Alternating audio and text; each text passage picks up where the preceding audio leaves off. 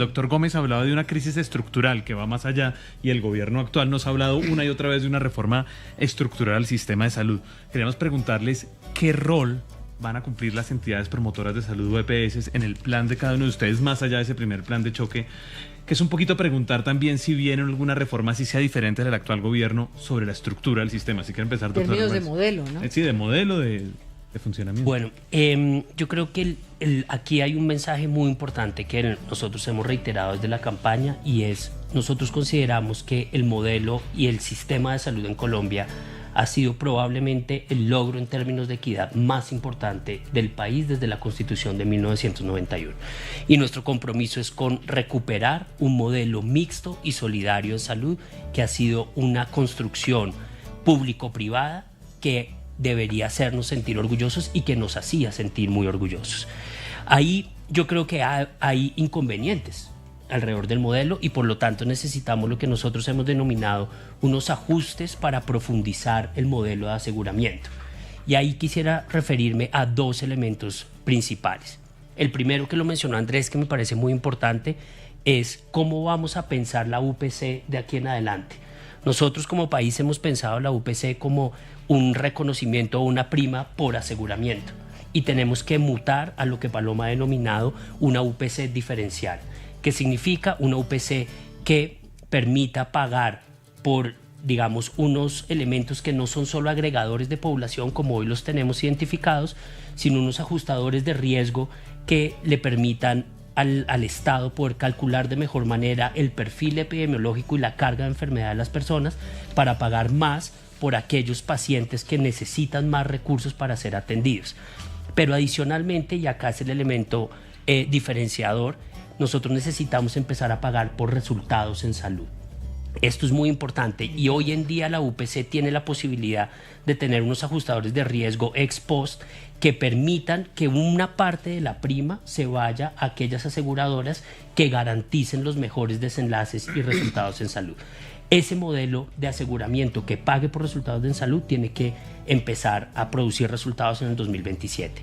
Un segundo elemento que creo que es muy importante es lo que se han denominado como las asimetrías de acceso en zonas rurales y dispersas. Esa es una deuda histórica que tenemos como país, y necesitamos garantizar una mejor prestación de servicios y un mejor modelo de aseguramiento en zonas rurales y dispersas. Sobre ese punto vamos ahorita más adelante para saber cómo será la solución a esos temas.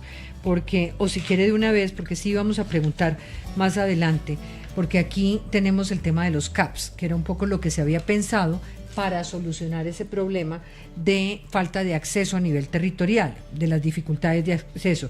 Y allí además pues se generaron unos equipos básicos en salud que impulsó este gobierno y sobre los cuales se estima un gasto de 8 billones de pesos. ¿Cuál sería, digamos, ese modelo para que continúe entonces en los territorios? Mira, nosotros creemos que una de las ideas principales de Paloma es construir sobre lo construido. El problema de los equipos básicos es que no han tenido ningún tipo de integración con el modelo. Es decir, es una intervención a nivel nacional que no está articulada con los entes territoriales, y que adicionalmente no tenemos ninguna información sobre los resultados en salud que se producen. Es decir, visitan una población, pero no tenemos en realidad información sobre su nivel de efectividad, y probablemente puede ser una intervención de política pública muy costosa como está siendo estructurada hoy en día. Entonces sí creemos que hay que priorizar la atención primaria, pero necesitamos reformular ese rol de los equipos básicos. Y los CAPS, y además creo que hay un elemento muy importante, y es que se incluyó dentro del cálculo de la UPC sin en realidad tener ninguna otra, digamos, fuente de financiación adicional. Es decir, fue uno de los elementos que terminó sumando al desfinanciamiento que estamos viviendo hoy en día de la UPC. Pero concentrándonos en las propuestas, que es lo que necesita la gente, nosotros consideramos que hay que usar dos herramientas fundamentales para poder profundizar el modelo en zonas dispersas y rurales. El primero es un modelo de telemedicina y teleconsulta que nos permita usar la capacidad diagnóstica y de especialistas que tenemos hoy en día en el país para poder llegar a zonas dispersas del territorio. Hay que conectar los puestos de salud con internet satelital. El 35% del país no tiene hoy en día acceso a internet y esas son las zonas que más necesitan estos apoyos en salud.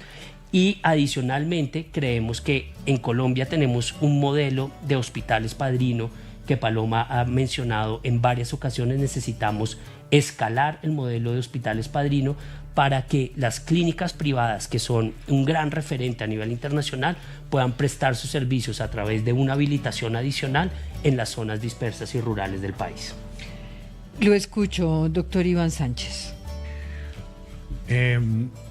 Bueno, lo primero es, ¿qué vamos a hacer con las EPS? No, las EPS deben mantenerse. Nosotros sí somos de la teoría que el modelo de aseguramiento es el modelo a seguir, pero definitivamente las que tenemos en este momento que están intervenidas, pues tenemos que hacerle una auditoría forense para saber qué nos van a entregar, porque son nidos de corrupción, empezando por la nueva EPS.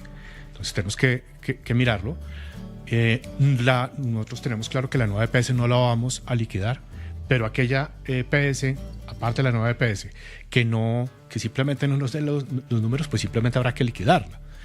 Eso en cuanto a esa medida. Pero lo que no deja de ser cierto, y es una deuda que sí es histórica en la que tiene el país y los dirigentes en el país con la salud, es que no hay mecanismos de verificación, revisión y de control de las cuentas médicas. Y dentro de la campaña nuestra vamos a establecer un régimen centralizado de seguimiento, supervisión del sistema de salud a través de inteligencia artificial, blockchain, big data, un modelo absolutamente robusto que nos permita mirar cada peso que entra, cómo entra y cómo sale. Les quiero contar una experiencia. Cuando yo era controlador delegado anticorrupción, me llegó un caso donde tenía que revisar 6 millones de facturas. En el equipo que tenía, solamente podíamos revisar eso en 3 años.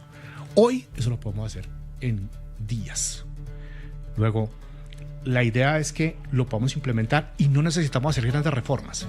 Con lo que tenemos se puede hacer. O sea, EPS que sirva se queda, EPS que no sirva se liquida. Exacto. Pero régimen, lo más importante es, tenemos que establecer un mecanismo de verificación, vigilancia y control de las cuentas médicas.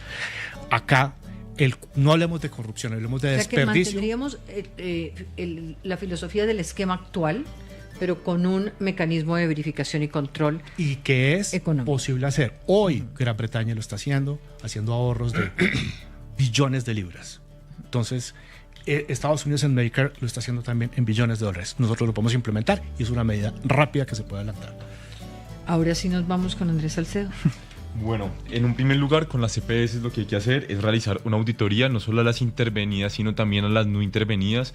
Tenemos que esclarecer cuál es la cantidad de deuda que tiene el sistema de salud. Como ya han dicho anteriormente, Nueva EPS no ha reportado estados financieros desde el año 2024. Esto es muy grave porque no sabemos cuál es la deuda total. Y lastimosamente esto no nos permitiría pues saber cuánto dinero pues verdaderamente es lo que necesita en este momento el sistema. Lo que ha mencionado el cambio de los agentes interventores, necesitamos personas idóneas dirigiendo, pero algo que es muy importante, nosotros queremos que las EPS también empiecen a territorializarse para garantizar que las personas puedan tener una red de servicios, que se conforme una red de servicios desde el centro de salud hasta el hospital más grande, pero que esté a una distancia acorde al lugar donde vive, porque es que en este momento están remitiendo, por ejemplo, pacientes que viven en Casanare hasta el Tolima para que les hagan un examen y después los devuelven al hospital para que les sigan atendiendo, y eso no puede ser posible porque no le brinda dignidad a los colombianos y no les garantiza pues un correcto derecho a la salud. En este momento nosotros consideramos que las EPS deben mantenerse también por un mecanismo de giro directo, lograr que ADRES siga girando también los recursos directamente a los hospitales, obviamente garantizando un flujo, que no haya agentes interventores que están cooptados por otras personas que son lobistas de la salud y que priorizan el pago en los hospitales, sino que en verdad se dé a todos por igual y a medida como van llegando también las facturas. Y también que las EPS se encarguen de su rol, que es prevenir que la gente se enferme, porque no lo han cumplido, y eso también hay que decirlo, que hace parte de la crisis estructural del sistema de salud, que se hagan los tamizajes, que se logre un seguimiento en el estado de salud de las personas, porque eso no ha ocurrido y ya tiene que empezar a pasar y meter en cintura a las EPS para que hagan bien su trabajo.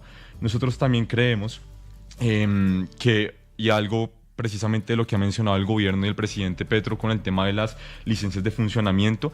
Nosotros no compartimos esta postura porque prácticamente que quitar una licencia de funcionamiento es liquidar un EPS, es sentenciar la muerte, y ya se ha comprobado históricamente, estudio científico, que cuando se liquida un EPS los pacientes sufren, fallecen. La experiencia más robusta que tenemos de evidencia es Salud Cop.